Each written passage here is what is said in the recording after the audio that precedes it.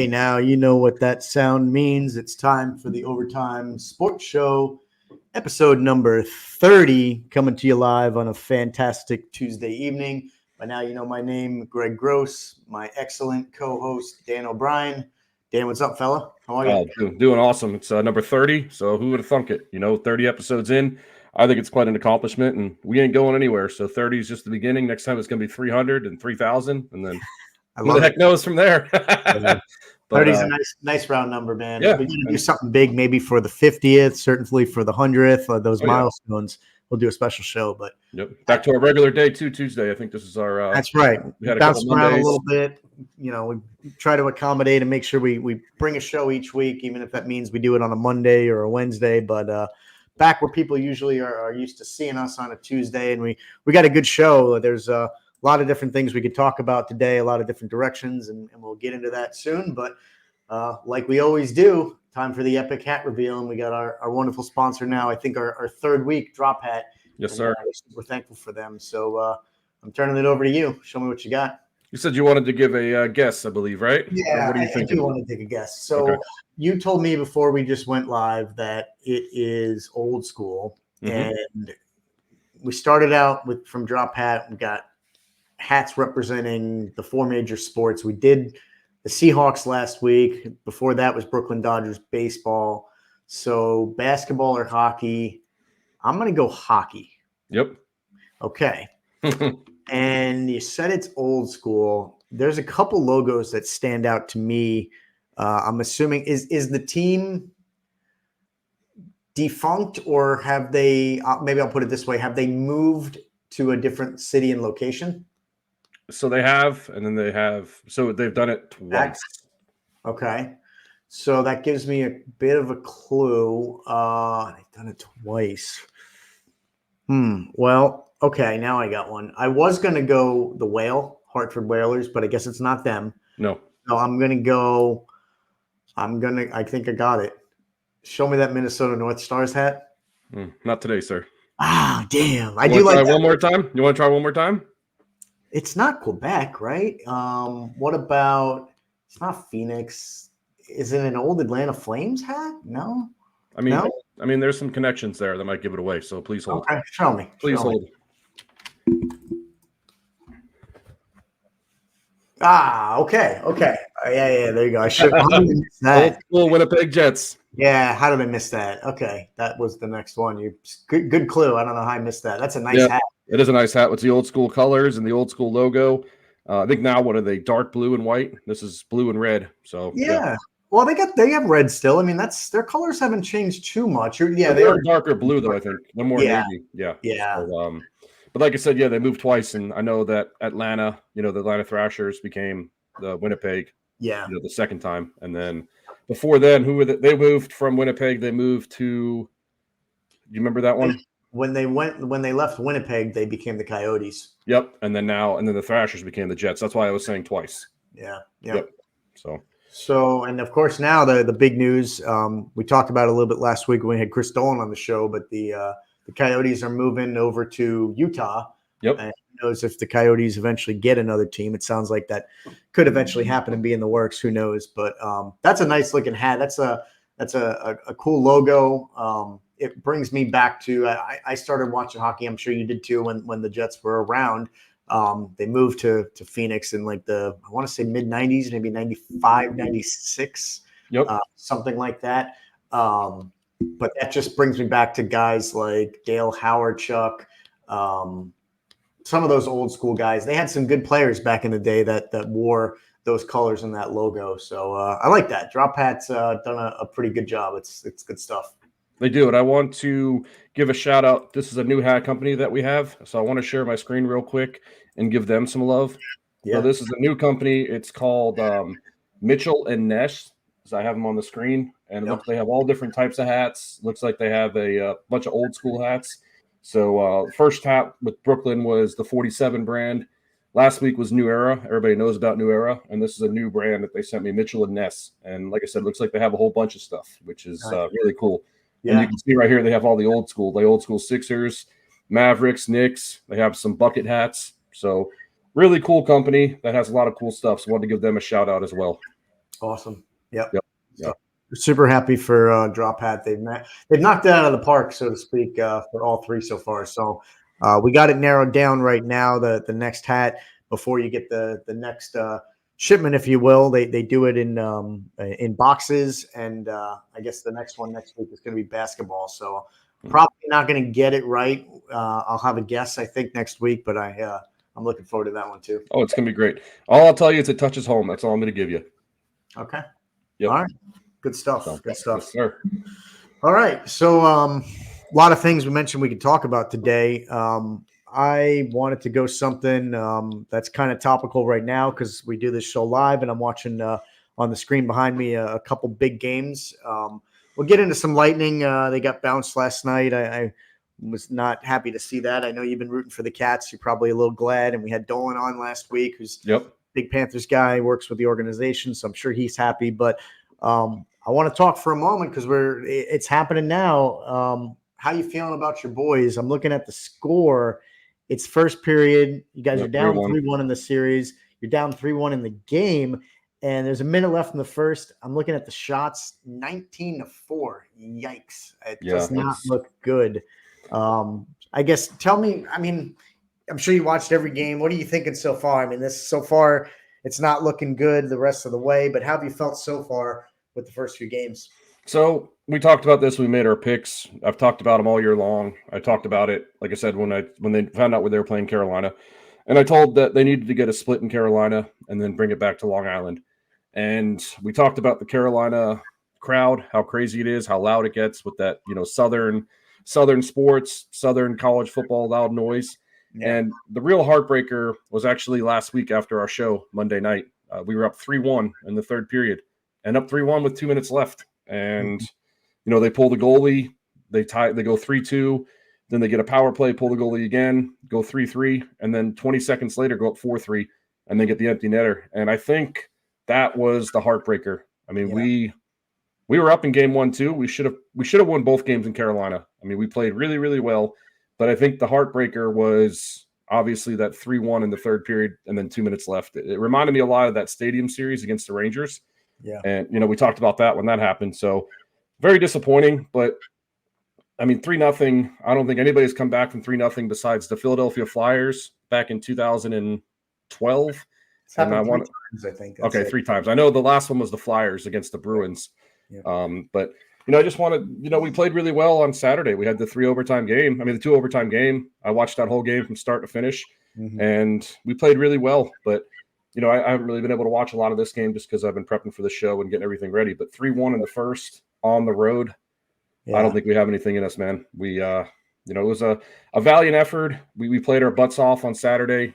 I think we just left everything on the ice. And if we would have split in Carolina, who knows? It could have gone 7. But I don't know if we have anything left. And I'm not disappointed, but I'm disappointed. I mean, there's going to be a lot of roster changes next year. Like I've said all episodes long, we have that major core that's old. Matt Martin, Cal Clutterbuck, Cizikas. We could build around Barzal, which is good. And I don't know what's up with Sorokin. He only played 1 game, and then they pulled him.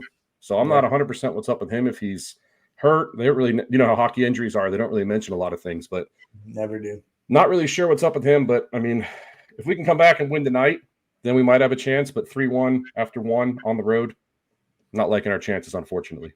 Yeah, I can't say I'm liking them either.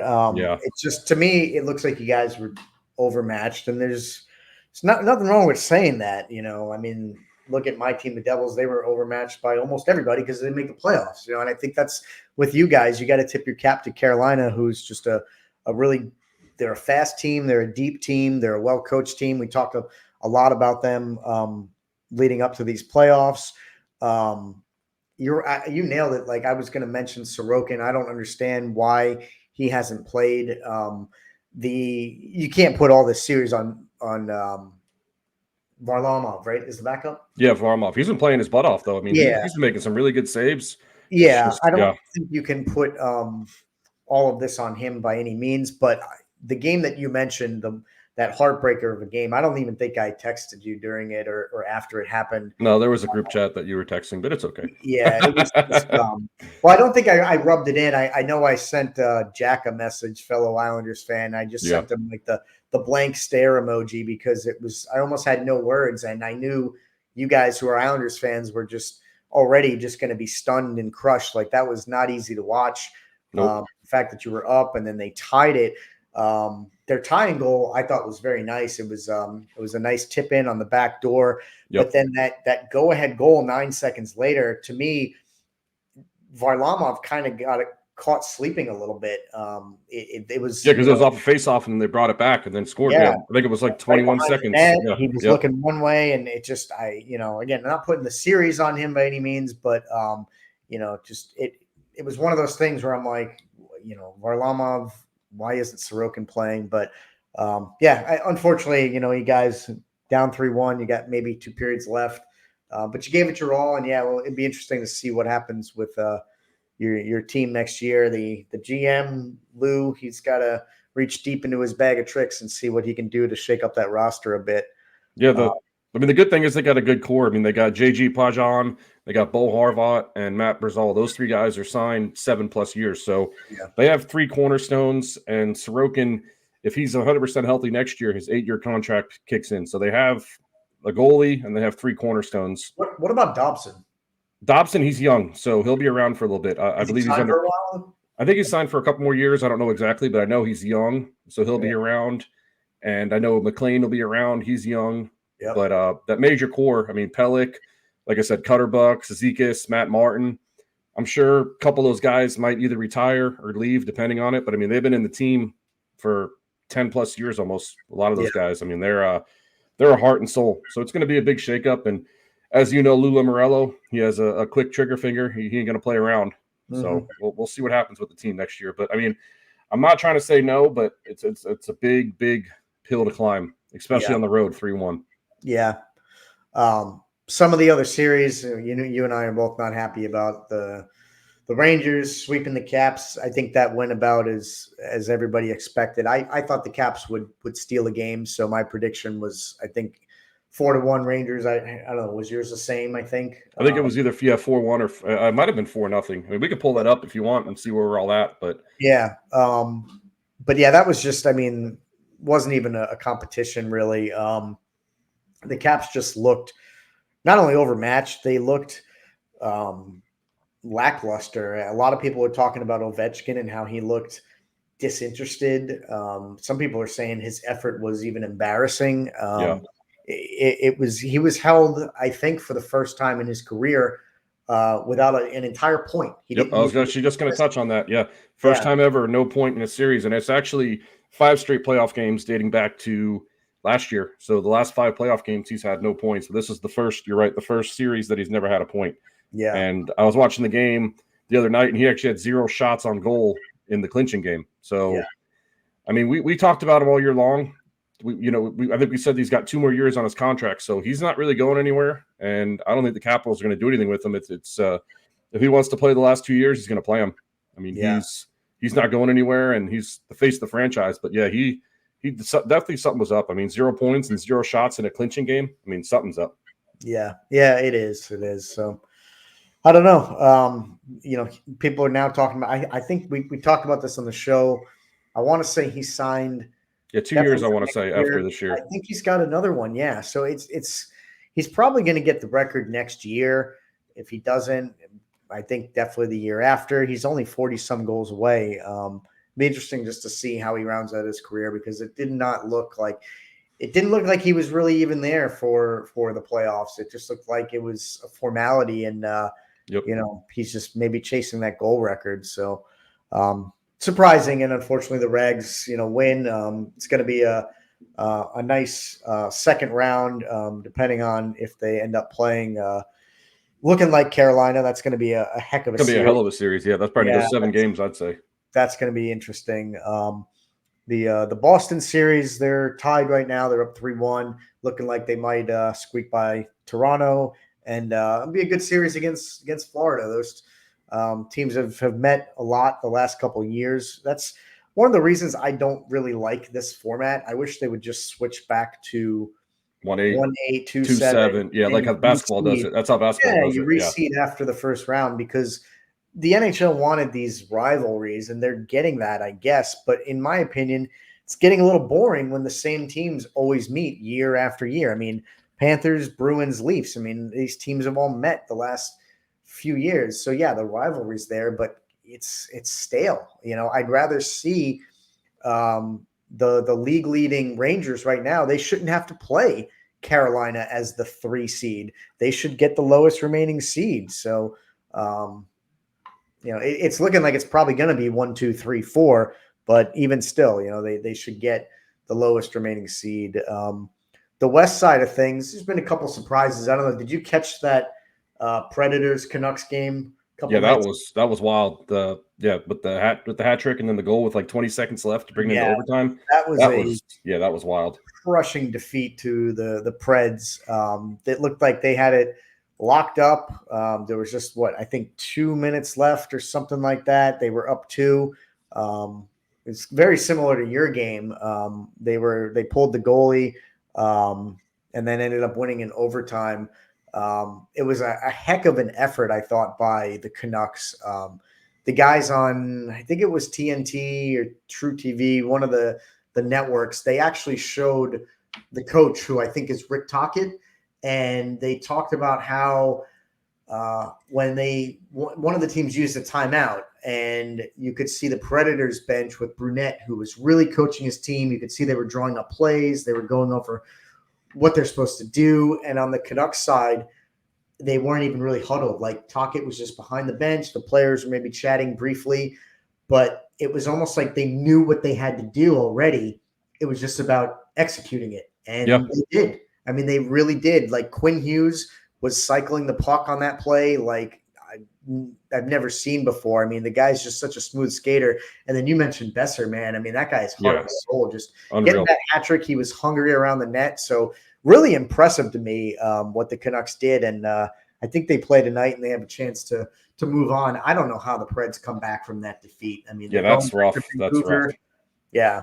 So it's rough. And then I'm going to give some love. I mean, we both picked the Avalanche, but I'm going to give some love to Winnipeg with the hat on tonight. They're down 3-1. They are home. They still got Connor Hellebuyck as the goalie.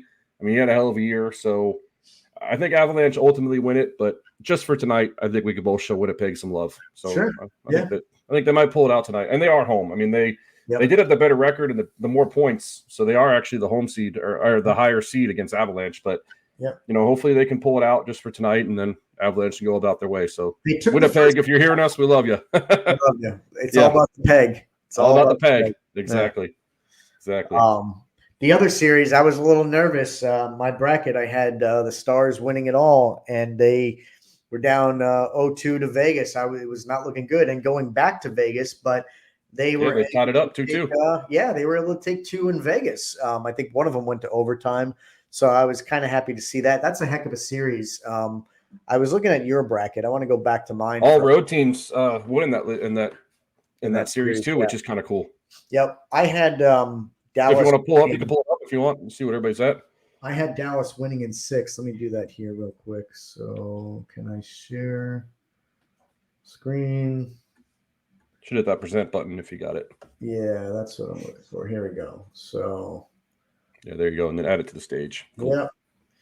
So this is my bracket, and I had Dallas winning in 6. Still on track for that. I got the Lightning run wrong, and I was probably thinking too much with my my heart there. Before we go back, we told you not to. Yeah, you did. You did. I was thinking Dolan was going to be right when he predicted a full-blown sweep. It was looking ugly, but the Lightning stole one and got bounced last night. The score looked a lot worse, I think, than it was 5 or 6-1 or something. They pulled the goalie a few times, but I wanted to talk about the game for a minute. No excuses. The Panthers were definitely the better team. I thought the first 3 games were pretty even, but the Panthers were better. They're just a really good team, fast, deep. The goaltending was pretty good for them. They're well coached. Paul Maurice does a good job. They control the neutral zone a lot. They don't make a lot of turnovers. So they're a good team all around. But with that said, I did watch yesterday's game, and I did feel that the 2 goals that were taken off the board, they weren't the worst calls I've ever seen, but I think that honestly, both of them, I felt that they should have stood. They were both goalie interference, so they say. I'm sure you probably saw them. Yeah. The first one, I thought that because it was called a goal on the ice, that it should have stood. It just didn't look like to me that there was that or conclusive evidence to really overturn it. And then the second one, although it was called no goal on the ice, I still felt that the replays actually looked like there, to me, wasn't much contact at all. If anything, it looked like Bobrovsky might have been flopping a little bit. He was flailing and dropped his stick.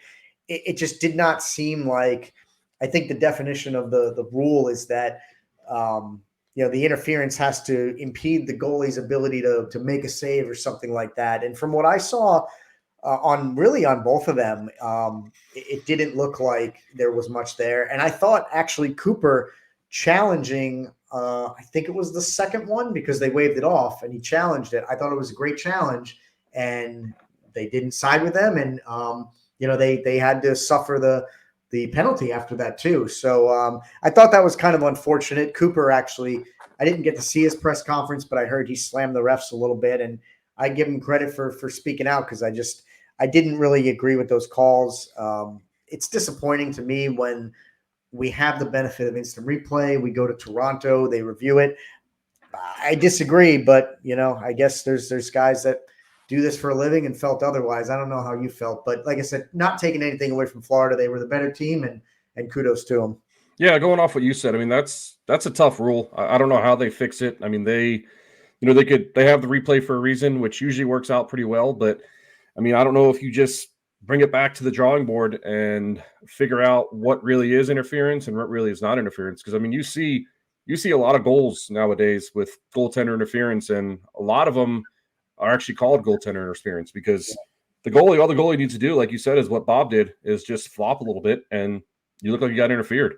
So I don't know what the great fix is. I mean, maybe you just go back to the drawing board and say you got to keep like a certain amount of distance, or if you touch the goalie, the play gets turned dead or something. I don't know. There's a lot of different things that you could think about. I mean, who are we? We're just, throwing stuff out there. But I've not really liked that rule because again, not to repeat myself, but all the goalie has to do is flop. And all the goalie has to do is push his legs out and touch a defender. And he's going to say that he was pushed over by the defender. So very, very peculiar. But, going off of that game, I want to hear your thoughts. Do you think that was Stammer's last game with the Lightning? They, I saw a little bit of John Cooper's press conference, and he was saying that he should be a Lightning for life, and he doesn't see him going anywhere else. And I think he should be a Lightning for life. But I mean, there's a lot of stuff I saw this morning, how he stayed on the ice and, watched everybody leave and kind of was the last one on the ice with the Lightnings. So maybe he's thinking it might be the last game, but I'm just curious on your thoughts. I'd like to see him retire as a Lightning player, not wearing another jersey. For sure. Definitely. He's still young enough. I want to say he's 34. So, he's at that age where he's got a few years left, I think. I mean, he scored 40 goals this year. Yeah. So his play is not really dipped. This guy can definitely contribute to any team out there. And I don't know if he's got the itch to want to play somewhere else and see how he could do. I think a lot of guys naturally have that inclination and that they're starting to wonder that at the end of their career. Nothing will ever surprise me anymore. The Cinderella moment for me, liking to see guys wear one color. Like as a Devils fan, we had some tradition. A guy like Ken Danico, wore a Devils jersey. His numbers retired in the rafters.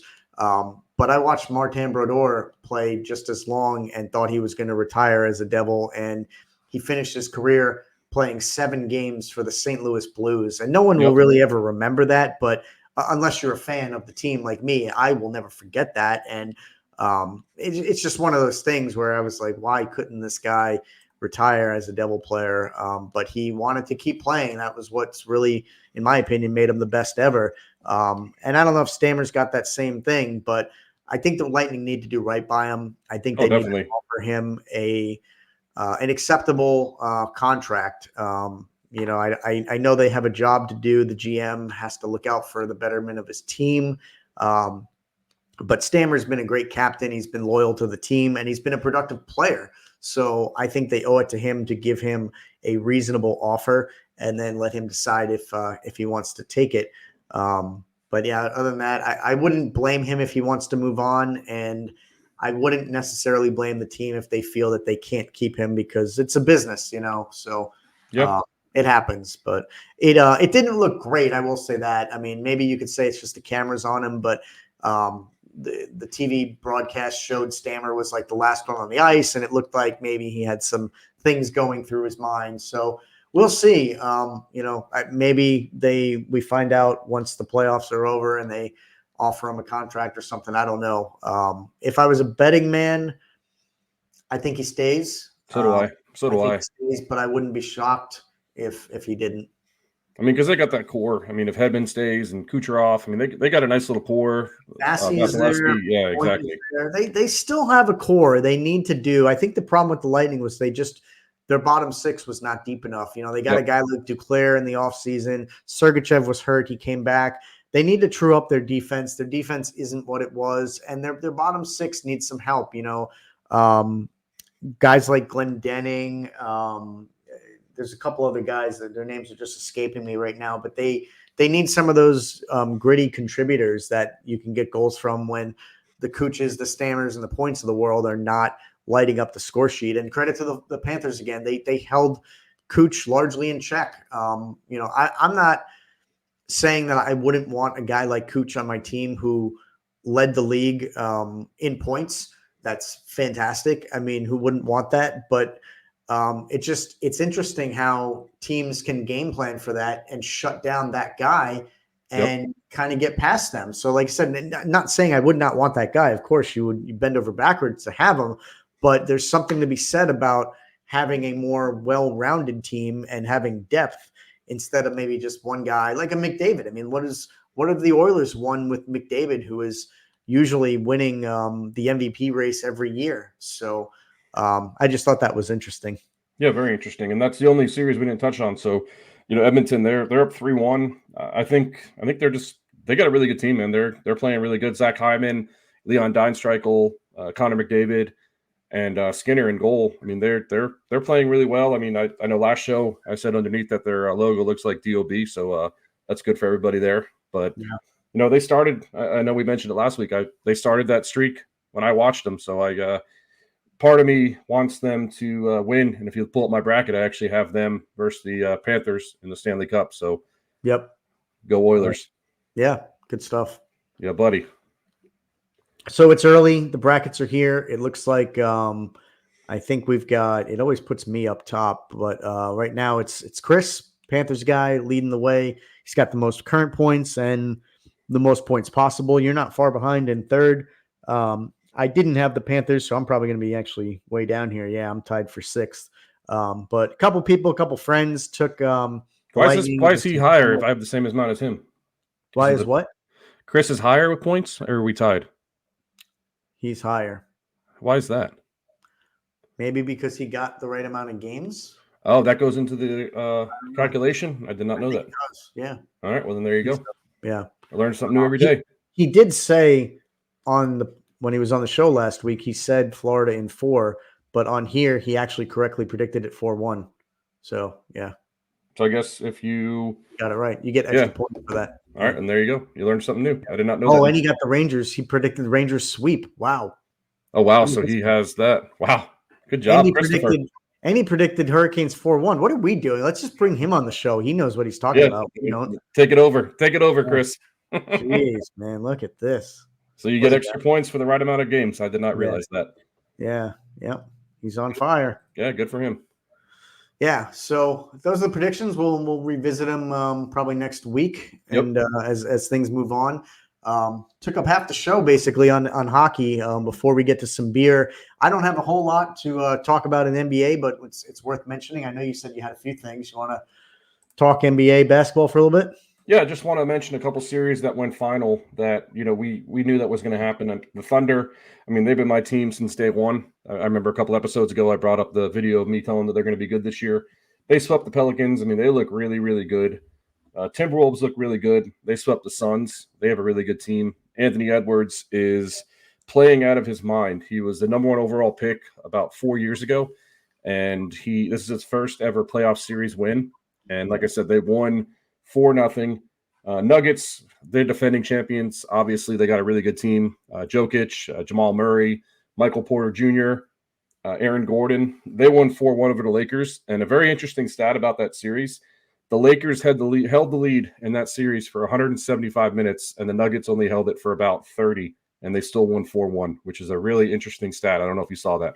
I didn't see that. So does that mean that they came from behind in every game to win? Or? So game 2, the Nuggets won at the buzzer, and last night they won with like 2 seconds left. Wow. And the Lakers were up the first half in all 5 games, I want to say, and all the games were close at the end. And like I said, a buzzer beater, pretty much 2 buzzer beaters to win 2 games. So that tells you what you need to know right there. Yeah. But it was, like I said, it was about 170 to about 30 in the leading. So very interesting stuff. And then going over to the East, I mean, the Magic were another one of my teams. I mean, that's another fun series.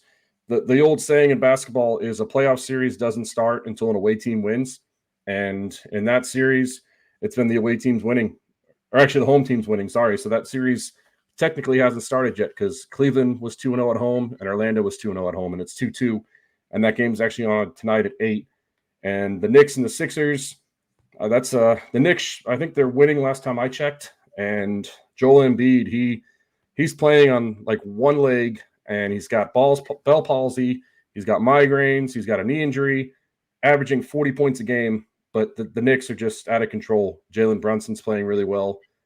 And the Bucks and Pacers, that's a surpriser because the Pacers are up 3-1 over the Bucks. And I saw before we went on the show that Damian Lillard and Giannis Antetokounmpo are both out tonight. So I think that's looking bad, looking rough for the Bucks, like I said, because they are home and they are leading 3-1. Yep. And then the other one is the Celtics and the Heat. I think the Celtics will win easily and then move on. But those are my only kind of thoughts on the playoffs. I don't know if you wanted to mention anything. I know we're kind of running into ice cold beer time, but if you wanted to mention anything. No, I mean, yeah, I've been skimming the series and seeing how some are doing. The Knicks to me have looked pretty impressive. They've got nice Jalen Brunson looks ridiculous. There's a lot of hype right now in New York. You know, your Yanks are off to a pretty good start. The Mets are hanging in there. You know, the Islanders unfortunately might be out tonight, but the Rangers sweep. The Knicks are beating a big rival in the Sixers. So there's just a lot of buzz in New York right now. I think people are feeling good about the Knicks, but they were the 2 seed, so maybe it's not too much of a surprise. The Lakers going down, it just intrigues me. People are naturally giving LeBron just a bunch of grief, and I don't know. Did you happen to see that like he tried to buck up that moment to a fan who was heckling him in the crowd? Did you see that at all? Yeah, I saw a little bit of it. I saw a little bit of it. It's gonna be interesting to see what he does. I was watching SportsCenter tonight, and he has 2 options. He can either opt in for last year of his contract for $51.4 million, or he can opt out and get a new contract with the Lakers or go somewhere else. And the interesting stat about that is he's always said he wanted to play with Bronny, his son. And his son is in the transfer portal 1, and he actually entered the draft 2. But he has until middle of May to either stay in the draft or come out. So there's going to be a lot of decisions if he wants to go in the draft or if he's going to transfer, and then what his dad's going to do. Because I really ultimately feel that he wants to play with his son, which would be pretty cool. Yeah, I think that would be pretty cool, actually. Yeah, so it's going to be interesting to see what happens with him. He's obviously, I mean, he was 39 years old, and I want to say he averaged close to 30 points a game this year. He had a really good playoff, so it's not like he's missing a step. I think he's got at least 2 or 3 more years in him. I mean, the way that he does to his body, he spends probably $2 or $3 million a year on his body. So the guy looks like a ridiculous specimen still. Like I think he's the same age as me, or maybe a year older, and he just looks incredible. The guy looks like he's chiseled. He when I see him, his shoulders, his chest, the mass he has, he reminds me of The Rock. Another guy who's older and still just made out of granite. It's crazy. So kudos to him. But hey, when you got that money, maybe it's a little easier. Yeah, so it's going to be interesting to see what he does because there's deadlines that need to come on either he's going to opt out or get a contract extension, or the first one is just whatever happens with Bronny James, and I think he's going to go from there. If Bronny stays in the draft, then I think he opts out, and then wherever Bronny gets drafted, I think he goes there. So that's just my honest opinion on that. Yeah, I don't disagree. Makes sense. Yep.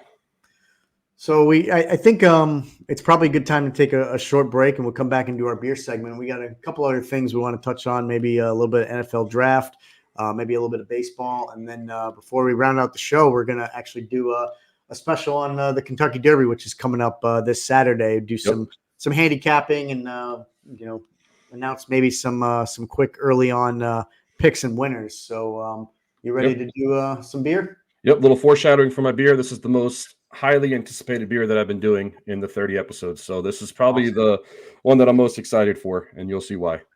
Good stuff. All right. If you're listening to us live or watching us, this is Overtime Sports Show episode 30. We're going to take a short break, come back for the beer segment, so stick with us. Listeners, have you heard the news?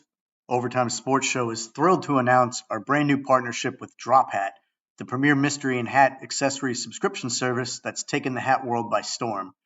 Every month, Drop Hat delivers amazing snapbacks, fitteds, and other types of hats from industry giants like New Era, Mitchell & Ness, 47 brand, Nike, Adidas, and many more right to your doorstep. Whether you're a fan of sports and exercise or even pop culture, there's a box just for you. Boxes start at just $39.95 and are completely customizable to each subscriber, and they're available in monthly or quarterly plans. As a reward for being a loyal listener, use promo code OTSSROCKS20 at checkout for an exclusive 20% discount off your first box. Visit thedrophat.com to subscribe and let Drop Hat style you like the legend you are.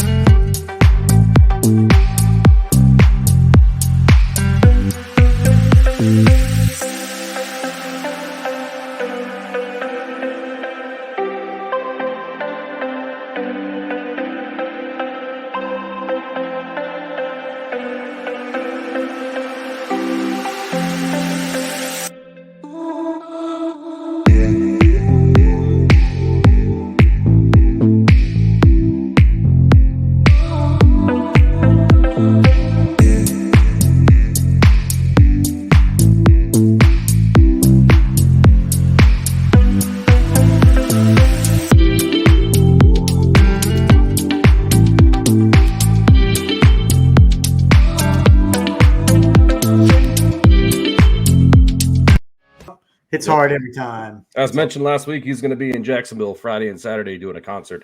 Love it. Love it. You might have to go see him and tell him what's up. Yeah. Unfortunately, I don't only know that one song, so I don't know when he plays it, but it would be kind of a long wait for me. For sure. I'd love to tell him what's up, but yeah, like I said, it'd be a long wait because I'm not a country guy, as you know. Yeah. No, I get it. It's all good. He does that show for us, and that's what we need him for. So it's the best. Exactly. We could somehow get a hold of him. That'd be great. But it is what it is. Yeah. So you said you're gonna let me go first this week, right? Yeah, I'm pumped on my beer, man. Right. So I got to order some Mets glasses, and I'm gonna try to do the 20 ounces. But until I do, going Giants Cup again in honor of the draft that happened. I love the draft. Still relevant. I'm gonna try to get a Mets Cup for next week and get me through the summer. Mentioned to you before the show, you're really hyped about yours, and I'm glad. I'm not hyped about mine at all. All right. This one could be the worst beer I've ever had. Not only on the show, it could be the worst beer I've ever had in my life. It's worse than the non-alcoholics, right? Maybe. So this one, pretty plain can from the back. Looks like just a silver can, but when you flip it on over, this is from Oddside, and you can see it's called Hipster Brunch Stout, and there's a piece of bacon. Oh man! And glasses. Is that why you bought it? With a scarf on here. Is that why you bought it? Well, I bought it, yes, because of this, but actually, wow, it's got it on the label, and it was under a bigger label on the rack that said it described the beer, and it said it's an imperial stout brewed with rye malt and aged in rye whiskey barrels with maple syrup, coffee, and bacon. So that's I don't know about the bacon, but everything else sounds legit. Right. I don't know about the bacon, and you know me, I'm not even a coffee guy, so I don't expect to like this, but I go out of my comfort zone a lot. Rye whiskey is good too. It's got a unique flavor, so yeah. We'll see. I'm giving this one a fair shot. I wanted to ask you, what do you think the strongest beer has been so far, alcohol, ABV wise? I want to say I've had a 10.5er. It was like a triple IPA or a double IPA. I thought so. I think I've had a couple 8s or 9s. You probably have the strongest at like a 10. So on the rack, this one said 12.7. It says on the can 11.6. That's like a freaking wine right there. That's a wine in a can. I mean, 12% beer. I mean, or alcohol. It's the strongest we've had on the show so far. So tell me a little bit about where they're from. So this is Oddside, and they are from Grand Haven, Michigan. Okay. Oddsideales.com is their website. And yeah, this one just Imperial Stout brewed with rye malt and whiskey barrels. So, and of course, the bacon and maple syrup is what scares me. It really does. This thing maple's got a unique flavor. I like maple. I mean, you might like it. I mean, it's probably gonna be dark as hell. It looks like motor oil as I'm pouring it right now. Oh boy. Oh man, look at this beer. Look at this. Oh man. Look at this beer. That's gonna be fun. You can smell every bit of this. Yeah, what do you get off the top of your nose? It's the, believe it or not, I smell the rye whiskey barrels more than I do the maple syrup and bacon. I could see that. I feel like I smell the aging in it almost. I'm going to give this a taste. Let's see what we got. It's a nice healthy drink too. Nice healthy gulp. I like it. It was smoother and better than I thought. I really thought I was going to regret this and not even be able to get it down. But I taste more of the coffee, and actually now that I taste that, it's the coffee and the rye whiskey barrels that I smell and taste. The bacon and the maple syrup, maybe they did the right job of balancing it because it's not overwhelming. Let me give it one more sip. Okay.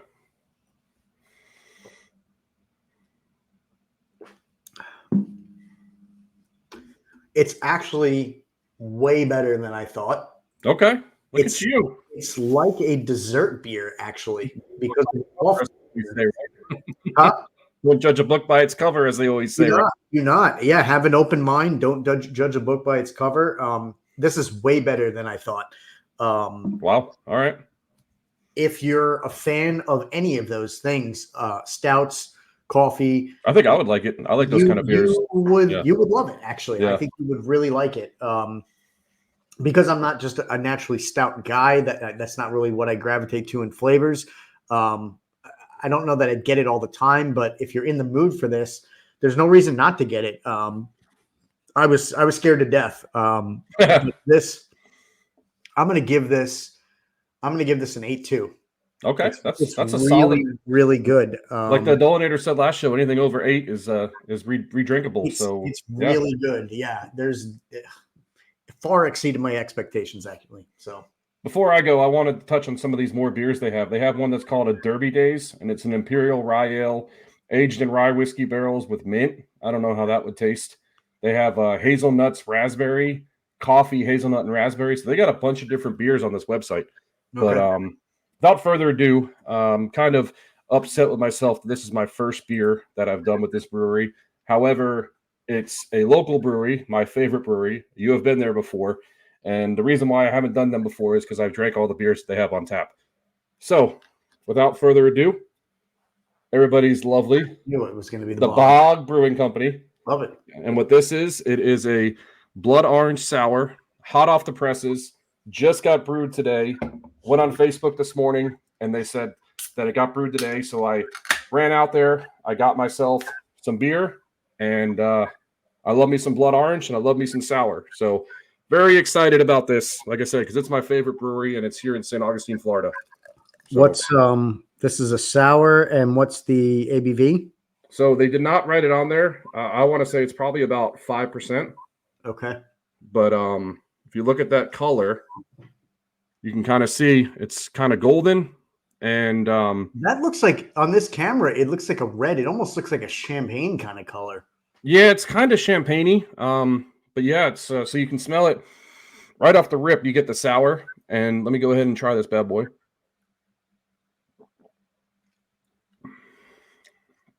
Wow. There's going to be some bias on this one because I love this brewery, but still, wow. So you definitely get the sour. And then I don't know if you know what blood orange tastes like, but it's got a little bit of a tartness and then a strong citrus. So this is 8.5. 8.5. Good I would stuff. definitely drink this one again. And I want to point out that this is probably the coolest logo for a brewery. If you look right here, it's the state of Florida, and the foam is the state of Florida. Yeah, I love it. Bog Brewing, West King Street, St. Augustine, Florida. And this is a quart beer, so I'll be drinking this the rest of the show. It's a big boy. That is a big boy. Yep. So I'm nice. Really delicious. Like I said, I hot off the presses tonight or this morning. They just put it on tap literally this morning. So brand new beer. So cheers. Cheers. I'm going to try to get more from local breweries around St. Augustine, but what happens is I go to the breweries and, I have the ones that are on tap, and the rule is you can't have the beer before. So yeah, I'm going to try to get ones that are new. I like it. Good stuff. I've been there with you, and it's a cool place. And delicious beer. Yeah. Wow, that's refreshing. All right, there you have it. Beer segment for the week.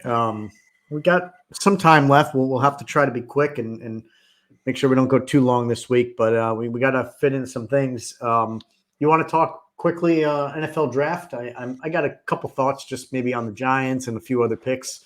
Yep, I got some factoids on the draft. So, yeah.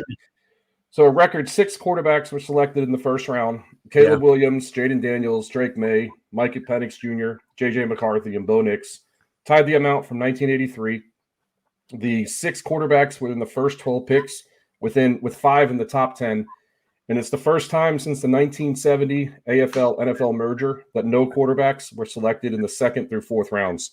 So that was an interesting stat. And also, with the quarterbacks, there was a record 23 offensive players selected in the first round, and there were 14 consecutive offensive players to start the draft. Yeah. I saw that. I mean, what do you make of that? Is it truly what it tells me is these teams are ready for playmakers, man. They want offensive playmakers. Defensive guys are huge, but obviously, offense controls the game.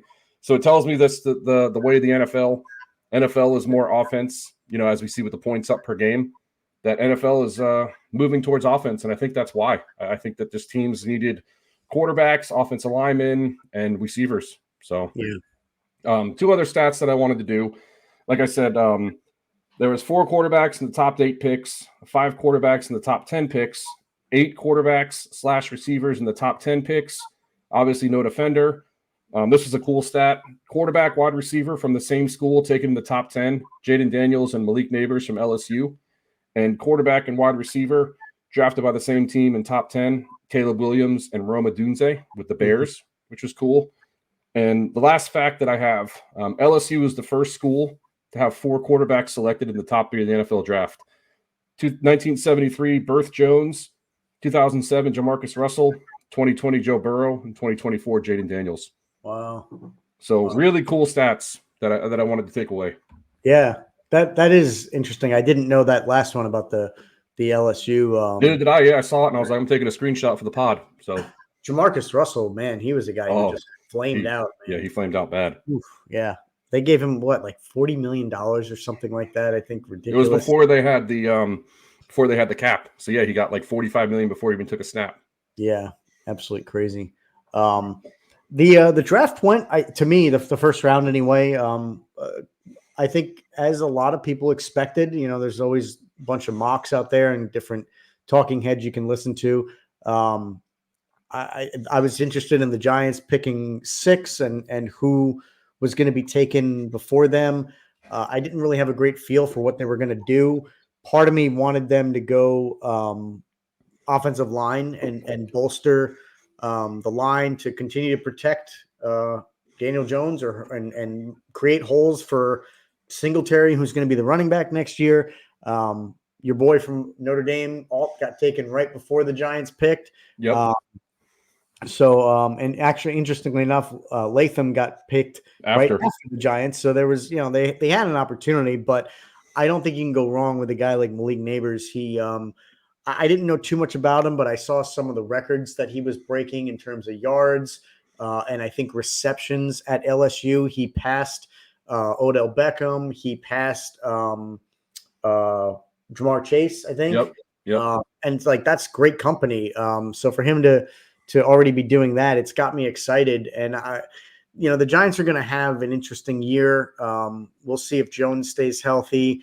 They're losing Saquon. Who knows what Singletary can do? But from a wide receiver perspective, I think they've got a pretty good core now. I mean, there's no reason why Nabers shouldn't take the field, I think, week 1. And when you complement him with guys like Wan'Dale Robertson. Yeah, exactly. Wan'Dale is who I was thinking of. And then Jalen Hilton, who's one of the fastest guys in the league. We'll see if what's his name at tight end can actually stay healthy. Number 12, Wallen, Darren Waller. Darren Waller. He's a veteran presence. He was awesome 2 or 3 years ago in Oakland. So they could have a pretty good offense. And we know that they got Burns from Carolina on D. Kayvon Thibodeau is pretty good on the line. So I'm not saying the Giants are going to be great next year. I'm not even going to say they're going to be good, but they very well could be in the mix now that they got a guy like Nabers. So I was happy with their pick. They got a safety in the second round from, I think, Penn State, if I'm not mistaken. Overall, I was pretty happy with what they did. I think they addressed the needs and the holes that they had. I don't know how you felt about them or maybe some others. Yeah, I mean, that was a hell of a pick. I think I told you about Nabers, I want to say probably, a couple months ago. And a lot of people are comparing him to Jamar Chase. And when I was watching, I actually think he's a better runner than Jamar Chase. I mean, I think he's a little bit quicker, and I think he has better hands than Jamar Chase is what a lot of people are saying.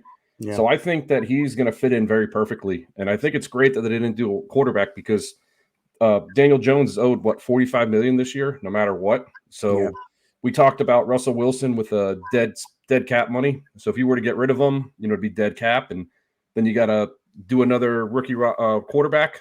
So I think that was a good pick. But I think there's a couple steals that I wanted to talk about. I think the biggest steal is going to be Dallas Turner with the Minnesota Vikings. He's a defensive end with Alabama. He should have gone top 10. I mean, he's a top 10 talent. He's a stud. He's a beast. I think he's going to be a sleeper. And also, I want to say Terrion Arnold. He's also from Alabama. He went to Detroit. He's a really good cover cornerback. I think those are going to be some 2 good sleepers that went, out of the top 10. But, what was very interesting to me is, we have a friend of the show, Eric Weatherly, Chicago Bears. I think they did really well. I mean, look at that team that they have now. I mean, I hate Caleb Williams, but he's a good talent. They have, the running back, DeAndre Swift. They have Keenan Allen, DJ Moore, and Ruma Donze. And I've been telling you about Ruma Donze also just about as much as Malik Nabers. I think Ruma Donze, not as fast as Nabers, but I think Donze is a better receiver because he's got the height. I think he's about 6'3", 6'4". I think him and Caleb Williams could be a dynamic duel from years to come. So NFC North, best division in football now? Yeah, by far. I think Packers with Jordan Love, as we saw the second half of the season. Obviously the Lions, Minnesota, they still got Justin. Minnesota is the worst team in the division, I think. Yeah, and I mean, they got the rookie quarterback. And I mean, I don't like Michigan. We know our thoughts about Harbaugh, and I don't like Harbaugh, but I mean, J.J. McCarthy, he's a good player. They got Justin Jefferson. They still got a pretty solid defense. That's what I mean. Minnesota is I would say maybe the worst division or worst team in the division, and they're not even bad. Yeah, exactly. So it's going to be interesting. But I also wanted to touch on the Falcons are getting a lot of slack for their pick, a lot of heat with Michael Penix. But just having a couple days to digest it and listening to people and do my own research, I think they did a really good job because this guy is 24 years old. He had a lot of injuries. He had a couple torn ACLs, a couple torn shoulder surgeries. And I think what the thing is, they're going to have a quarterback for 12, 13 years because Cousins is there for 3. And then when Cousins goes away, then you just bring in Penix. And you don't have to worry about a quarterback for 12, 13 years. So I think that's what their ultimate goal was in getting Penix. And he's a good player. He's a lefty. And you've seen him. He can sling the ball. So yeah, I guess you and I've talked about the draft and that pick with a few folks. And I guess you and I probably didn't talk about it.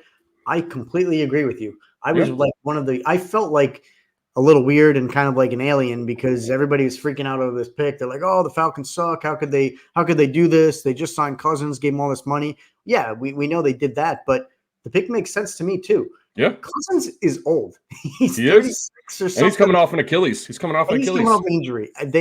He's not the future. He's not the future at all. So to me, it makes perfect sense. You bring in Cousins this year. Yep. You let him start for a year. You let Penix learn from him, and maybe Penix takes over the following year. Maybe he takes over in 2 years. Who knows? But it makes perfect sense to me. They like the guy. You have to have someone waiting in the wings, and who knows?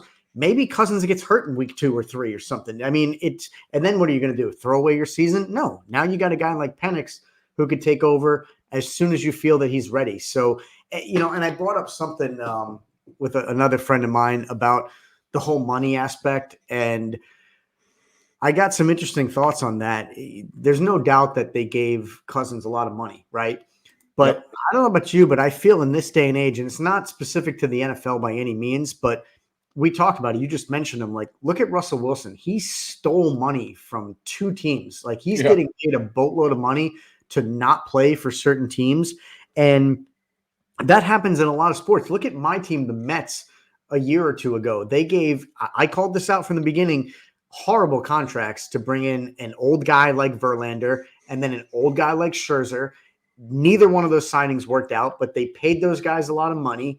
And that's what teams do now is they have money to throw around. Look, the Broncos with Russell Wilson, they got bought by the Walmart family, right? I think the Waltons. They got more money than anybody on the planet. They don't care about throwing away a little money to Russell Wilson or whoever. I don't think Arthur Blank cares about throwing away money to Kirk Cousins. I mean, his background, Arthur Blank. You know his background.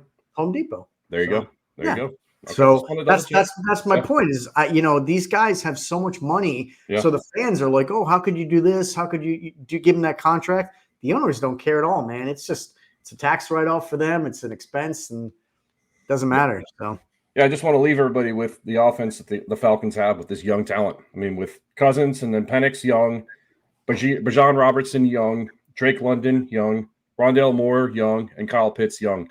Look at that young core. So for them to go from Kirk Cousins for 2-3 years and then plug Michael Penix right in there, I think it's very smart on their end for an investment. I think it's a very smart investment. That's when you just said that out loud, hearing those names and how young they are, it just kind of clicked how they are building something, especially with how bad that division was last year. Bucks won the division, but they weren't great. Were they 7-9 or? Saints were bad. Panthers were awful. The Falcons are probably going to be the front runners in that division, I would say. And they got a good coach. Raheem Morris is a great coach. He's got really good attitude, really good, defensive coordinator. He's got a lot of energy. Yeah. So I like that hire. Yeah, I do too. So what else? Anything else about the draft before we could move on to some baseball? We could talk about it all day. It's a long season. I don't know if there's anything you wanted to touch on, and then we can get into the Derby when you're ready.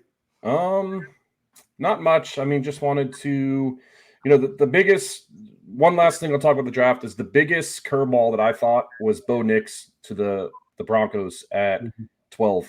I mean, we talked about Bo Nix. He started about 54 games in college, and he played at Auburn for half and then Oregon for half.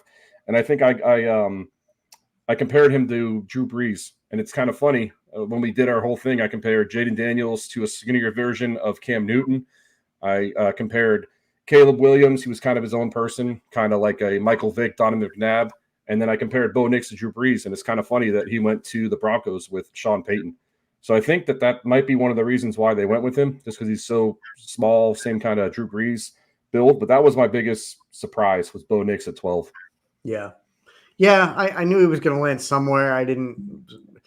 He gets a lot of flack from people because he stayed, I guess, in college for a while, but he had to land somewhere. Someone's going to take a flyer on him. So he's a good player. I just didn't think he'd go that early. That's all. I thought he'd be at least late first round, early second round, but yeah.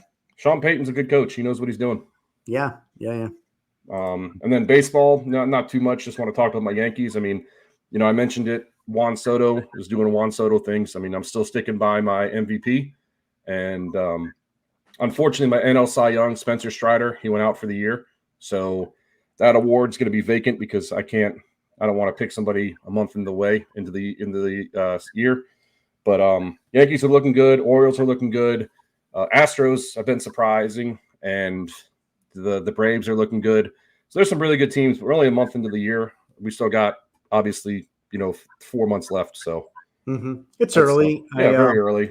I want to give the White Sox a little bit of love for climbing out of the basement. They are a half game ahead of the last place, the Marlins right now. Marlins are 6-24. The White Sox are only 6-23. So and my Rockies are 7-21. My Rockies are 7-21. They're coming. I'm telling you. They are used to those banquet beers. I'm telling you, they're coming. I'm not going away from my boys. Yeah, a couple teams who are having some rough years, but we'll see if any of them. There's a long season. To me, there's no doubt that each of them are going to pile up some wins along the way. And I think come September, my lovely Mets are still going to bestow the honor of the worst season ever. So we'll see.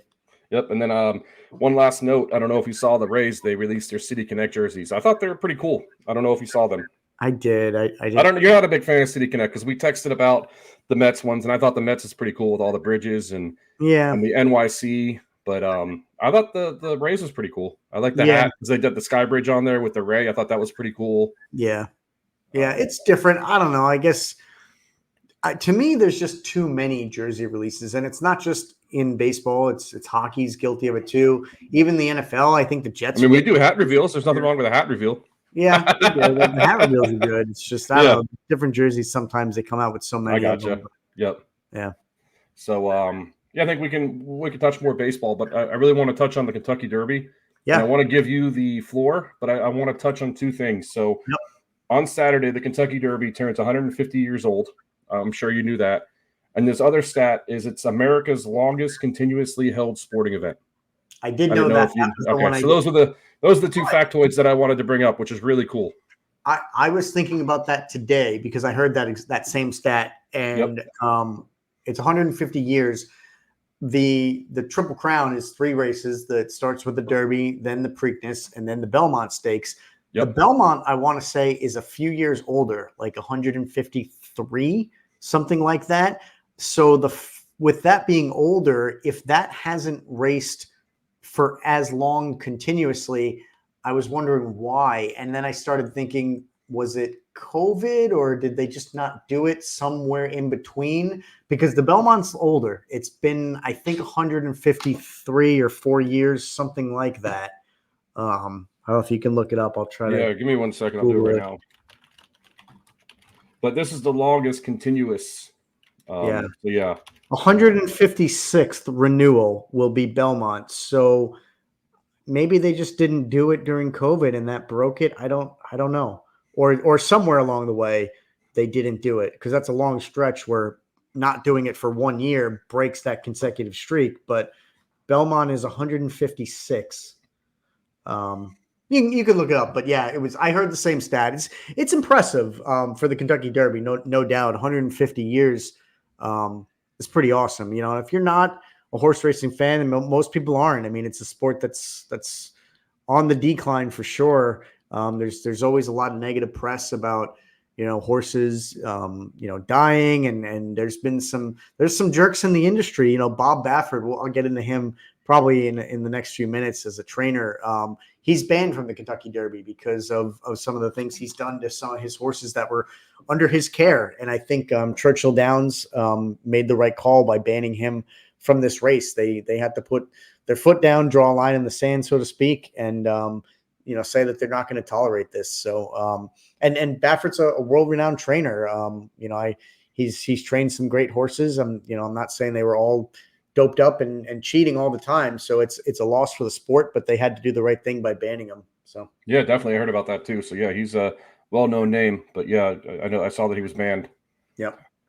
So the floor is yours, my man. Yeah. I'm going to share my screen. I'm going to walk through, spend maybe 5-10 minutes before we round out the show, I'm going to pull up what's called the past performances for people who aren't familiar with that. Got a quick timeout real quick. So 1911 and 1912, there was no races held due to the Hart Agenda Law, which was an anti-gambling bill passed in law by the state of New York in 1908. So there you go. Oh, okay. And that was just New York. So they did the Derby in Kentucky, but no New York. Wow. So 11 and 12. So that's why it wasn't consecutive. But didn't mean to interrupt you, but keep going. No, that's awesome. I'm glad you found that because I was wondering if I was missing. Hart-Agnew Law, anti-gambling bill. Wow. Yeah. Interesting. Good stuff. Hey, good factoid. See, that's why you have to tune into the show, man. I mean, I know. It's good stuff. You're going to get these nuggets all the time throughout the show, even at the tail end of it. So yes, sir. All right, so here's past performances. If you're watching us live, I've got it up on the screen. This particular one, if you look in the top right corner, is from Brisnet.com. They're a well-known sports site. They deliver free past performances. You can go out and spend a couple dollars. You can get a hard program, an actual booklet, or you can get the ones online. Daily Racing Forms, another really popular one. Different tracks put out their own past performances. There's pros and cons to them, but at the end of the day, they're all going to have most of the same information. And I'll walk through the 20 different horses here and just give a 2-second spiel on whether I like them or not.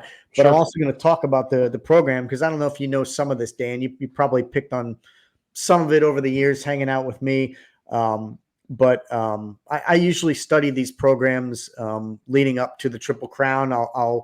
I'll bet on some what they call prep races, which are the races leading up to the Derby where the horses can qualify for the Derby, the Preakness, and the Belmont.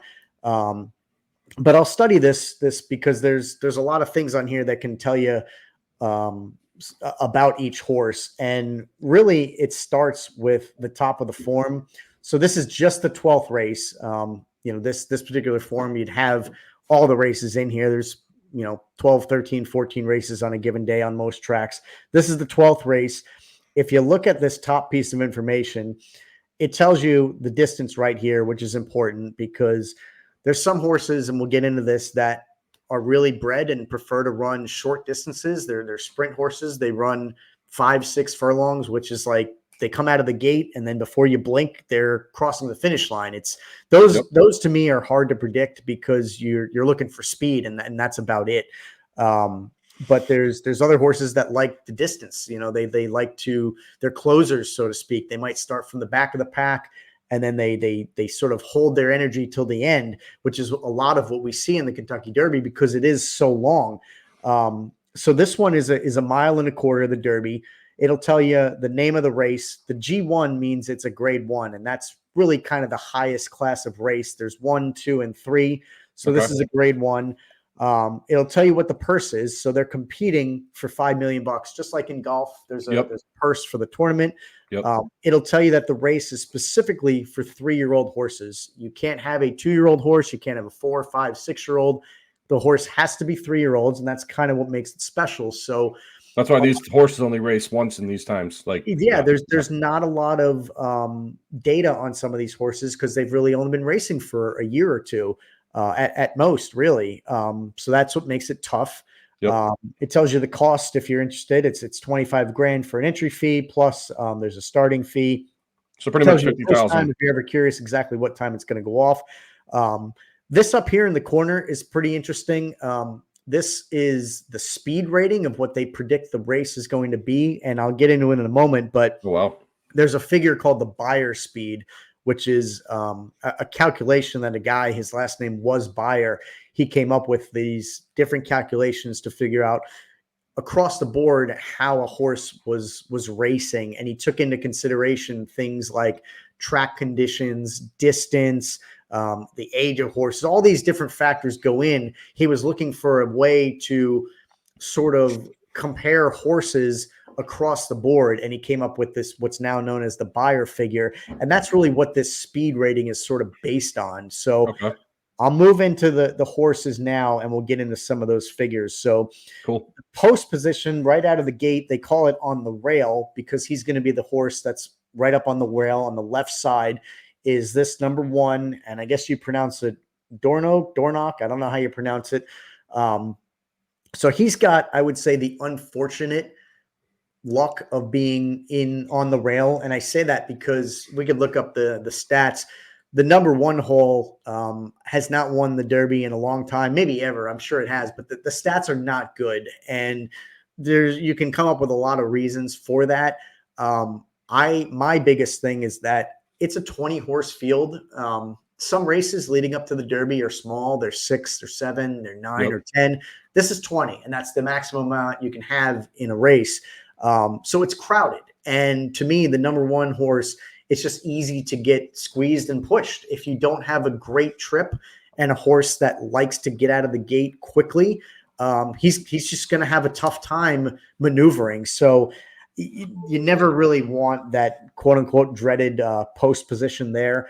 But let me run through some of the stats here before we get into it.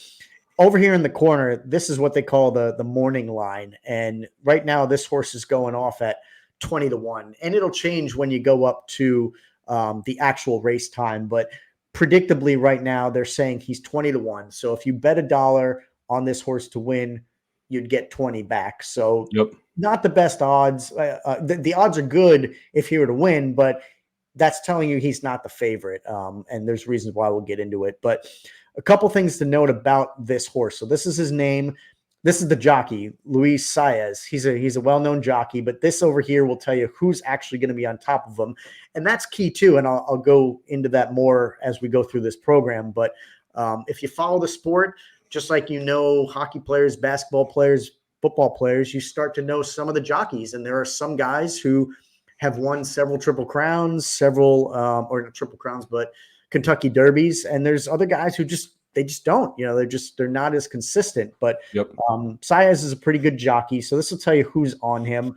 Up here, I like to look at the horse's pedigree. And if you can see it, I'm highlighting it in blue. Oh, I see it. This will actually tell you, this is the color of the horse. So I think the BC is like a brown chestnut, I think they call it. So this is the color actually. And the 3 is the age of the horse. And you're going to see 3 on all these because they have to be 3-year-olds. But this will tell you where the horse was actually sold and for what he was sold for. So this horse was sold at Keeneland in September of 2022 for $325,000. So he was sold for a pretty good penny, for a lot of money. And actually you can see the same thing over here. They say usually the same type of information where he was sold at. So sometimes it's kind of nice to know if you see $1 million horse there, he was sold for $1 million for a reason. Now, they don't always perform, but chances are they know what they're talking about. So you can see what he was actually sold for. Very cool. The sire is the father of the horse, his pedigree. So this is the father. This is the grandfather. The dam is the mother. So you can see this was a Curlin horse who was a great horse back in the day. And Big Brown was, I believe, Kentucky Derby winner in 2008, I think. I remember that name. Yeah, I remember that name, Big Brown. Yep. This is the breeder. And then the trainer is a big thing. I mentioned Bob Baffert, but you'll see some trainers over here. In fact, number 2 horse, this is guys trained by Chad Brown. You'll probably see him a few times on the program. But this is key information. This is stuff I pay attention to because I like to see the bloodlines. To me matter a lot. And there's a couple horses later who we'll see that are they come from Justify, who won the Triple Crown a few years ago. So, I want that guy's bloodlines if I can get it. So I look at this information. This will tell you a lot of good things. Very cool. But looking at the stats of the horse. So over here on the left side, you have the date.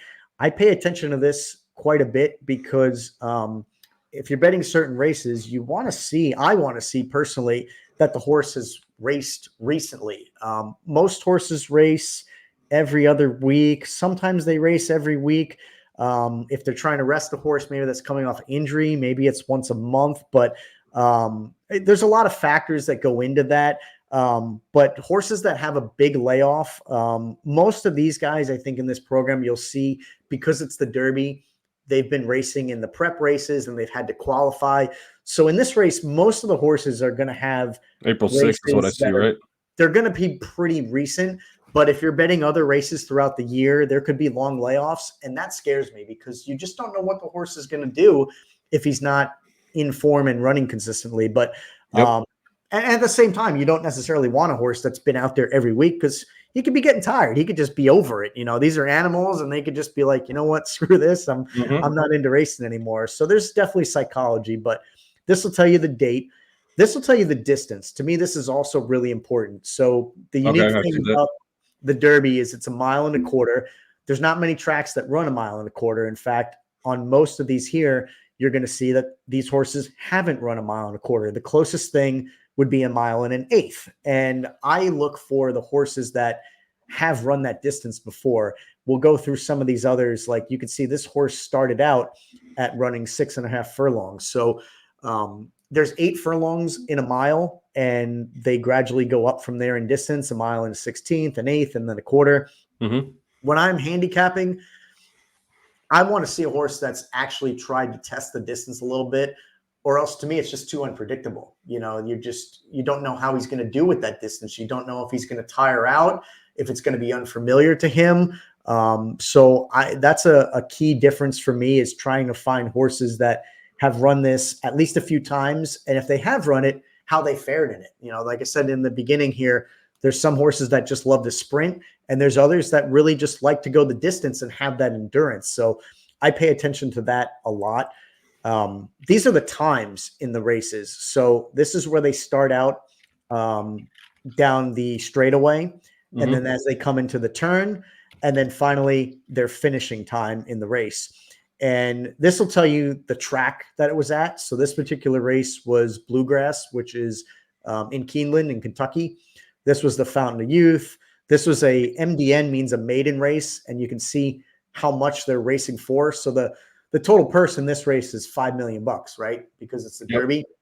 This one was only $100,000, and a maiden race means the horses in that race have never won before. They've never come in first at all. So when a horse breaks his maiden, that means he won for the first time. So you can see most of these horses on this program, you'll see that they generally start out racing for 50 grand, 100 grand, grade 2 races, and they gradually go up and get better because these are younger horses and they're really beginning their racing careers. But the race type and the track will tell you a lot. These here, as I just mentioned with the times, these will tell you their buyer speed figures as they started and progressed through the race. So this E1, E2 is really like the straightaway, the corners, the stretch, and then finally this speed column here is what I was talking about in the beginning, the buyer speed. So this is what I look for first when I'm handicapping a race, is I really go to these buyer speeds, and I look for a guy who is really close to this 104 speed figure. And as you can see, this horse, he really doesn't sniff that. He doesn't have any in the hundreds. This horse here, you can see there is a horse that has a 101. So I'll be looking throughout this program for horses that are around this number and see who has the best speed. Yep. Cool.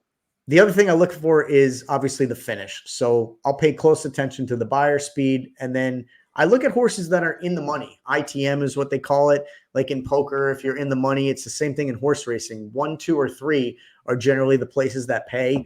Win, place, show.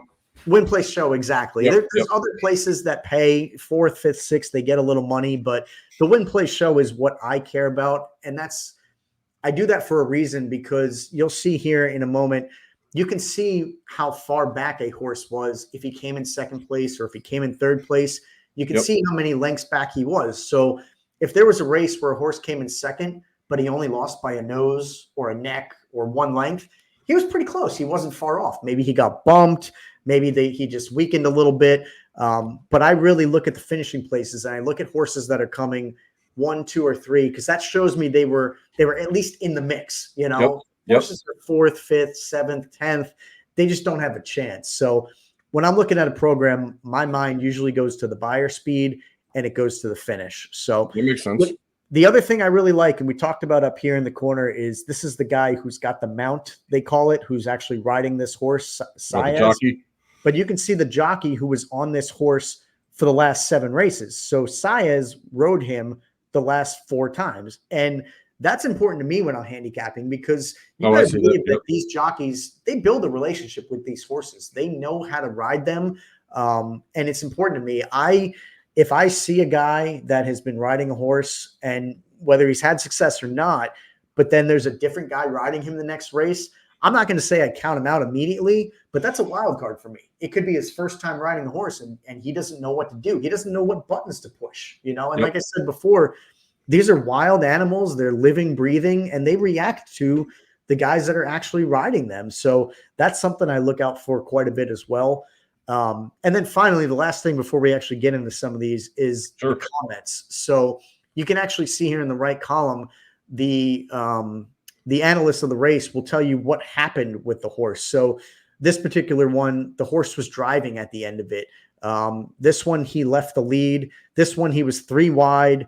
This one, he was willing, which means, he pretty much kind of won for fun almost. So the comments are pretty interesting. Again, they can tell you if a horse was bumped. So if the horse came in second, third, or fourth, maybe it was just a fluke thing. And, the next time out, maybe he wins for fun because he doesn't get bumped. So a whole bunch of information here. There's even more I could talk about, but I don't want to, we're already kind of long, so I don't want to just bore everybody with that. But that's the stuff I look for on a program. And once you do it one time, I mean, a lot of these programs are the same, and you can really get the same information. But let me get into some of them right now. I know our number one fan, my dad, who watches us live every single week, is watching live. And awesome. I know that we're going to be going to Best Bet here in St. Augustine on Saturday. So we'll be using some of your pointers. So I know he's going to appreciate it. I appreciate it. So yeah, no mean to interrupt you, but yeah, that's awesome. No, thank you. Good. I'm glad. I want people to find value in it. The last thing is, this is also key, and I'm going to talk about this too, is top finishers. So this will tell you in this particular race, the Bluegrass, which was on April 6th, so just a few weeks ago, this will tell you who came in first, second, and third. And you'll notice it's hard to make out on the screen, but if it's in bold, these are horses who are in this race now. Oh, that's cool. We are looking at. So Sierra Leone, the guy right next to below. Correct. And I look at this a lot because Dornoch, however you pronounce it, this tells me he already lost and got beat by these 3 guys. So I'll definitely look at his speed. I'll look at his finishes.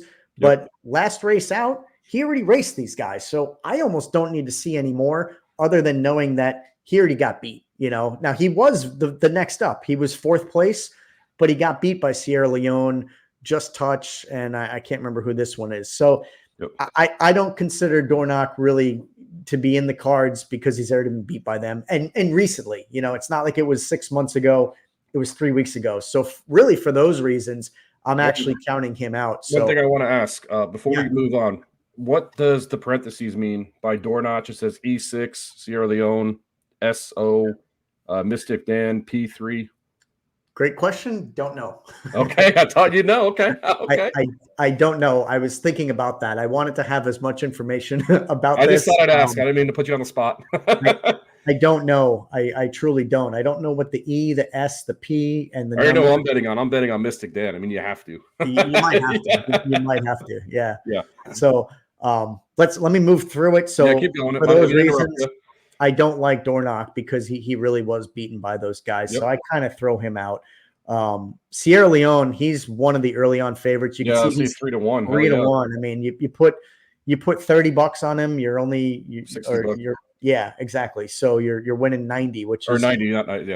You're not. You put exactly. You put 10 on him, you're winning 30. It's not much, but you can see here he's riding Tyler Gofflion. He's a good jockey. He's ridden him the last 2 times. He's coming first the last 2 times. Then he was second by a nose. And then he broke his maiden his first race. He won. This horse has been running since 2023, but that's it. Actually, that's one more thing I wanted to talk about. Up here in the top right corner, you can see the I see 2023, 2024. So this horse, this was his total starts. He had 2 races in 2023, which, again, you can confirm here. He raced in November and December. He won 1. He came in second, and he didn't have any third places. And this will show you the life of the horse. So you add in 2023 and 2024, and he's had 4 total races. That's it. It's not many, but he's won 3 of them, and he's come in second twice. So this is interesting if you're handicapping older horses who they're maybe 5, 6, 7 years old because they've been racing for a long time, and they're not going to show all their races. They're only going to show the last 5, 6 or whatever. But it's good to know that, hey, maybe this horse was a winner back in the day, and maybe he's got a little bit of juice left in him. But they wouldn't be in here. Only 3-year-old horses in this one, right? Yes, in this race, it's only 3-year-olds. I'm saying in other races, if you I'm haven't just talking about this one, just nobody getting confused. Just this one, it's 3-year-olds. And then I don't know if you know the answer to this question. I don't mean to cut you off again.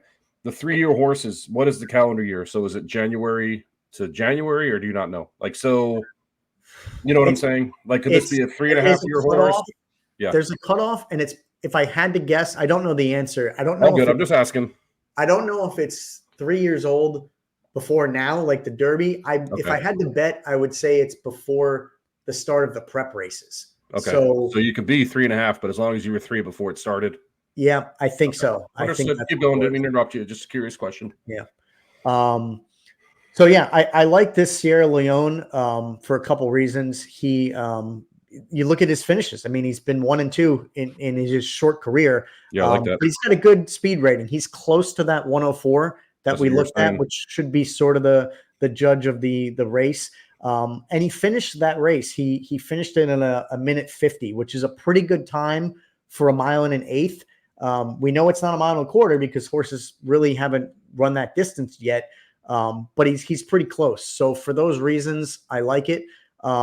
And he beat, again, these 2 other horses that are in this same race. Yep. He also beat Catching Forward, or Catching Freedom, rather, which is also in this race. And he did that 2 times ago. So I really like this horse.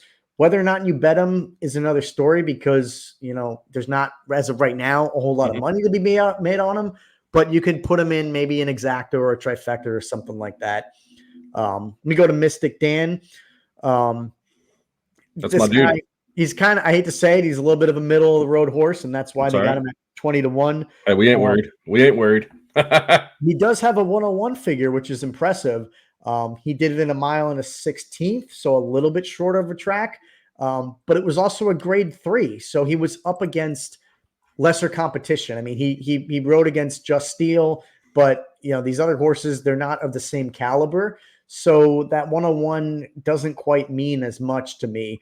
And these other races, they're a lot lesser value. So not saying he can't win it. That's the beauty of the Derby. It's a big field and anything can happen, but I don't quite like him as much as the other guys. Understood. Catching Freedom, kind of the same thing. I mean, talked about, he just got beat by Sierra Leone and Track Point. If you look at this race, he just barely beat out Honor Marie. He's got a couple firsts in here and a third, and he's got that 100 speed figure. He came in first in the Louisiana Derby, which is a grade 2. That's nothing to slouch on, but I don't know if I can put him in the Sierra Leone company. So he's a wild card horse right now. I would have him in consideration. So I would put a pin in him basically as we go through the rest of the program. Quick timeout. Yeah, Islanders tied at 3-3. Holy moly! Ooh, wow! Look at that. 3-3 tied. Okay, keep going. 30 to 16 shots, and there's still a lot of time left. So. Yeah, keep going. Sorry. Yeah, no, it's all good. Yeah. Catalytic. This horse it's interesting. He's got a couple seconds and a first, but his buyer speeds, I mean, his highest was a 90. That's just, to me, I don't think he's going to have the speed to keep up with the rest of the horses in this race. And if you look at this, he lost to Fierceness. And the really concerning thing, as I told you earlier, you could see how many lengths they were back. And that's this little number here. So he was actually 13 lengths behind Fierceness. And oh, wow, that really probably is a testament to how good this horse is and how fast. But he just wasn't able to keep up with him in this last race. So why would you think he'd be able to do it this race? So I don't really put Catalytic in that conversation. And that's probably why he's 30-1. Just Steel, he's been around a little longer. He's raced 11 times. Holy crap. Yeah, so he's been up and down a bit. He doesn't really have the speeds. I mean, he doesn't have 100 on the card. He's got a couple 90s. And look at his finishes. I mean, he's not winning. He's got a few seconds, but he's not consistently coming in first. He's got a 7th here in the grade 2. So I just don't think, I mean, look, Mystic Dan beat him out and that's just my dude. Exactly. Of course he did. Yeah. I mean, again, any given Saturday, I guess in the Derby you could say, but I don't know that I put him up with Sierra Leone, Catching Freedom. Honor Marie, honestly, a lot of the same thing. just a few firsts in here, but it was a grade 2. It was a 96, which is not bad. This one, an 80 speed, and it was a maiden race. It was his first race that he just happened to win. So he already lost to Sierra Leone. He lost to Catching Freedom. So we talked about it already.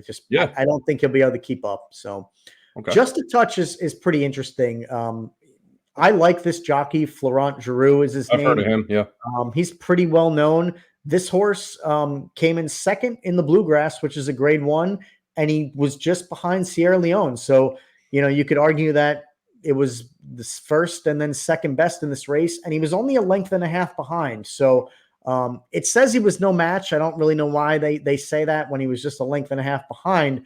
But I keep him in consideration, and he's got pretty consistent buyer speeds. He's got 197, 97. So those are kind of a little bit better than some of the other ones that we've seen. So him, I put a little bit of a wild card on him. He would could be put him in a box or something, Yeah, exactly. Yeah. You keep him in consideration. Encino, this horse is interesting. What's not to like about this guy? I mean, first, second.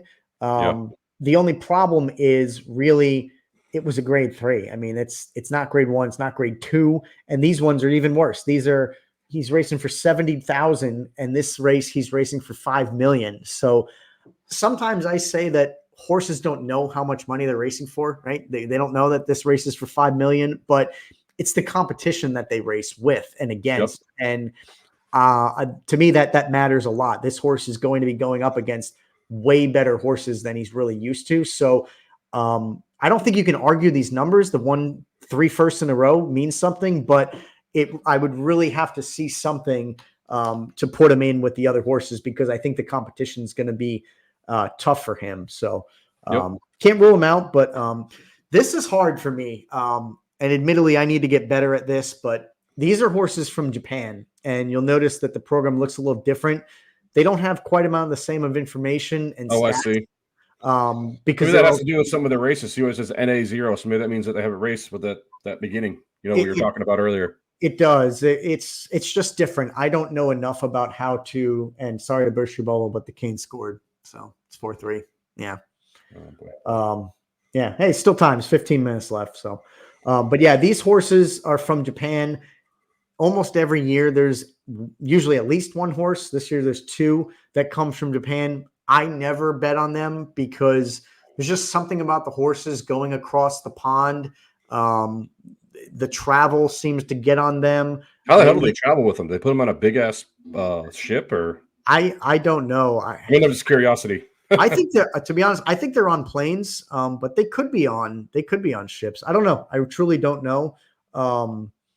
But it's for those reasons I don't like to bet them. I think it's the weather, the climate, the travel, whatever it is. They just don't typically fare well. Now, with that they said, scored another one, 5-3. Jeez Louise! Wow, that did not take long. Ugh. Sorry, pal. It's all right. Patrick Law's face says it all. Yep. Hey, still time. I mean, geez, still time. Yep. So with all that said about the Japanese horses, this guy's won his only 2 races. He's only had 2 races, so that's a wild card for me. But he's coming first twice. Now this guy, he's coming first all 5 of his races. That to me, I need to spend some time looking at this, because sometimes I write these horses off. I don't know that I can do it this year, because this guy's not lost a race. And he's raced in the UAE Derby, which is over in the United Arab Emirates. Yeah, that's a big one. So it's all that, Saudi Arabia money, basically. And he's racing for some serious money and probably some pretty good competition. So I'm going to have to go back, spend the next couple of days really trying to understand this a bit more than I do now. Sure. You can see the lengths definitely will tell you it. And this horse has raced 1 1/8. So I have to consider this guy and maybe this, okay. But yeah, keep him in the cards. 10-1 too. That speaks for itself. 10-1. And that's where you could get some value. I mean, maybe this is a year where a Japan-bred horse. Boxes, yeah. Exactly. So keep those in mind. We're getting down to the back now. Track Phantom, 4th place, 2nd. You've got a couple wins in the middle here. Some decent buyers, a 97 and 94, but 120 grand, 100, grade 3, grade 2, grade 2. The competition, He lost to Catching Freedom, Honor Marie, Sierra Leone. It's the competition. I don't know that he's gonna really be able to keep up. And his time, a minute 44 when he won it, it's not great. It doesn't stand out to me. He's got a great jockey, but I don't really put him in the cards. Same thing, really with West Saratoga. Well, I like that odds though, 50-1, bro. You like the odds, but here's why. Because look at, an 80, a 70, an 80, an 80. He's not fast enough. He's just not going to be able to keep up with these other horses. So those last three, did they not read? Oh, I see it. Never mind. I was looking at the E1. What does that mean? Does that not register the speeds? Where do you see that? Three, 113, 110, 112. The bottom three races on that E1 category. E1. There's no speeds. Oh, right here? So where's your mouse? I'll show you. Right here? Yep. So if you look at the bottom three, 112, 110, 113, did it not register? This is the E1. I think it probably didn't register for some reason. This is I think it's the stretch. I typically pay attention to the ones in bold because I got you. I was just curious. I was looking down there. There was nothing next to it. This is really his overall speed for the race. The speeds are just not great. And if you see, he's not winning. I mean, this to me, I believe some horses, most horses, I think were born to run. There's a lot of people out there, the PETA folks, the environmentalists, they think the horses are treated unfairly. There's definitely been that in the sport. The horses have been given drugs and stuff, which I think is awful. But a lot of these stables, these trainers, they love the horses like family. And I truly think a horse is in their DNA. They were born to run, and they like to do that. But I look for the horses that are winning, that the horses that want to be at the front of the pack. And this horse to me just isn't. I mean, second, third, second, fifth, he's just not really, he's not in there all the time. I mean, he was winning a couple times when he was running for peanuts. So I put him out of the equation. Move on to this guy, Endlessly. I like the fact that he's won his last two races. He's got a couple 90 buyer speeds, but grade 3, 100 grand. There's just not much there. This is the Breeders' Cup Juvenile Turf, which is a big race. But he came in 8th in it, so he's won a few races, actually 5 races, but the one that really mattered, he came in 8th. So I don't think, and look at no response. I mean, you don't want to see that on the card at all. What does that mean? It means the horse just didn't respond when the jockey was, trying to get him to run. So that's ugly. That's not good. So I move right on past that guy. Domestic Product is interesting to me, and I don't know how I missed this or if it changed. I've heard the jockey Ortiz. I've heard of him before. Irad is, in my opinion, the best jockey in the world. This guy, I've been following him for years, 6, 7, 8 years, something like that. The guy's been amazing. He's probably won more races in that amount of time than anybody. For some reason, I didn't think he had a mount in this race, which I thought was crazy, but I guess he does. And even though this horse doesn't have good odds, I will consider him for the jockey alone because the guy knows what he's doing. Yep. The horse has won. He came in 2nd. The buyers are not great. This is close to home, the Tampa Bay Derby. It's an hour from me, but it's only a grade 3, and he only won it by a neck. So not great there, but I will consider this maybe for value because he is 30-1. You could potentially make some money there. I will say I like this post position. I like horses that are on the outside because they're going to have a little bit more room. They can start a little bit wide, take their time. They're not going to get squished. So that's maybe somebody to consider. And I mentioned this earlier. We talked about, I think it was the 2nd horse maybe, but Chad C. Brown. Yeah, he's a big trainer. So Chad is training a few different horses in this race. Going on to the 16, don't really like him. I mean, he just comes in 3rd pretty much every single time. Buyers in the 80s. It's just nothing stands out to you there. Yep. This is the horse that I think is probably the top. Velasquez too. He's a good jockey as well. Velasquez is a good jockey. He's won the Derby before. If you look at this, I mean, we mentioned it earlier, but he came in 1st. He was 13 lengths ahead of the 2nd place horse his last time out. Wow. 106 buyer speed. We haven't seen that yet. And we're 17 horses that's a stud right there. Yeah. He also had a 112. He also had a 101. So this tells me the horse, he's fast. He's very, very fast. Todd Pletcher is another really, really well-known trainer. And Repulse Stables. This is who's breeding him. Repulse Stables, they're really well-known. So this horse has it all. I mean, he's got the jockey, he's got the trainer, he's got the breeder, he's got the speeds, he's winning. And look at the comments. I mean, he won handily. You know, he geared down, so they asked him probably to run, and he was able to do it. They pressed him, he led, he widened, and he still came in first by 6 lengths. Wow.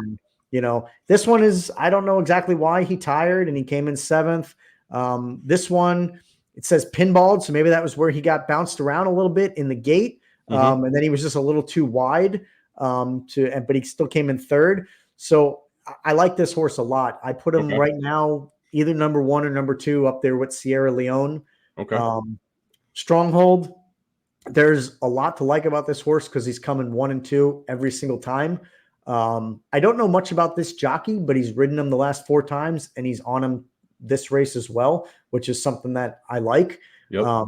His buyer speeds are pretty respectable. I mean, they're consistent anyway. He's in the high to mid 90s, you know, and he's winning. He has a grade 1. Santa Anita is a track out in California.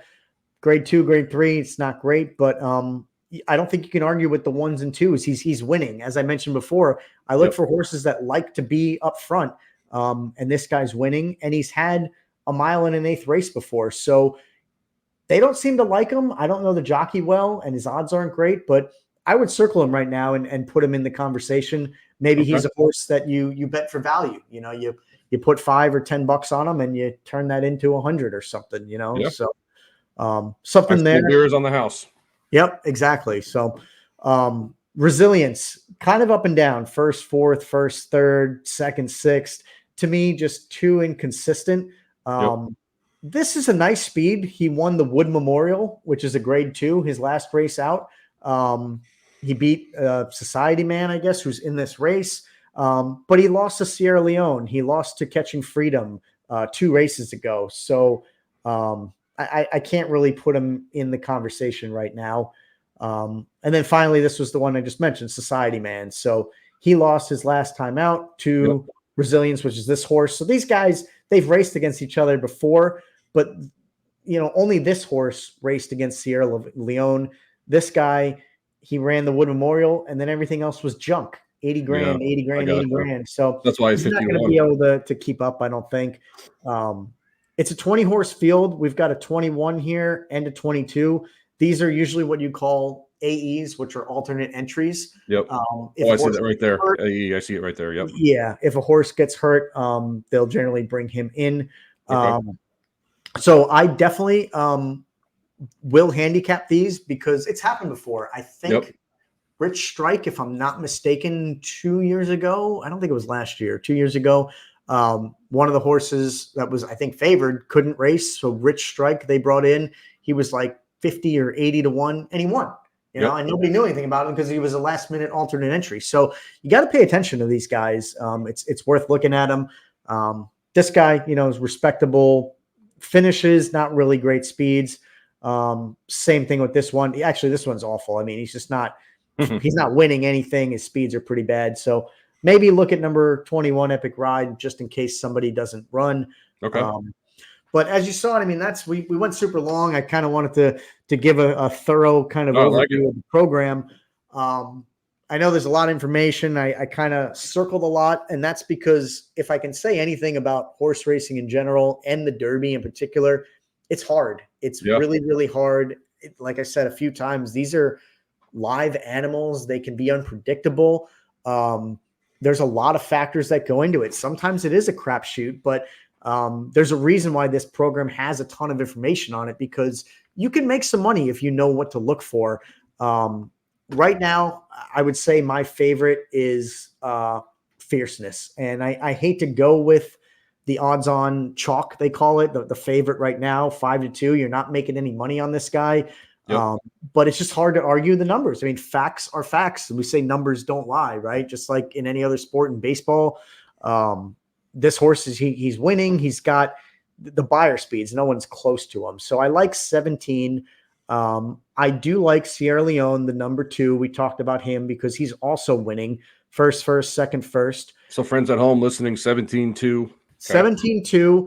And then I also like the 10. I'm going to have to do more research, or sorry, the 11, Forever Young.